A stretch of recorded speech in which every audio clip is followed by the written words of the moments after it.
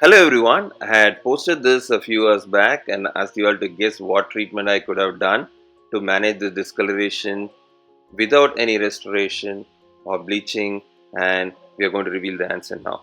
So this patient reported to me with a history of incomplete endodontic treatment, and the root canal was initiated few years back, and when I examined I could see a palatal dislodge or a leaky entrance restoration which had caused a lot of secondary caries inside the pulp chamber.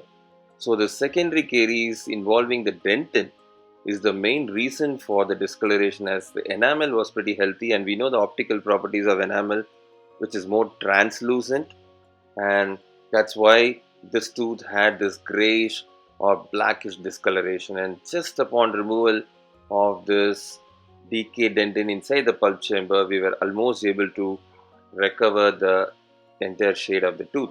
So following that, we also completed epixification followed by backfill with thermoplasticized technique, and you can see we almost got the tooth shade back. And to achieve even more predictable or good results, I had also additionally placed the bleach, but this is an immediate post-op. So this recovery of the shade is not because of the bleaching, but it's by the removal of the dentin alone. So apart from this, I also promised in the previous video that I will be giving you an economical option for the long neck burrs.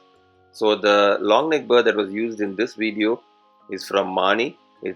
But the difference is they are economical, but these are stainless steel. So they may not be as efficient as TC burrs, but still for people who are interested for an economical long neck burr, you can contact this dealer.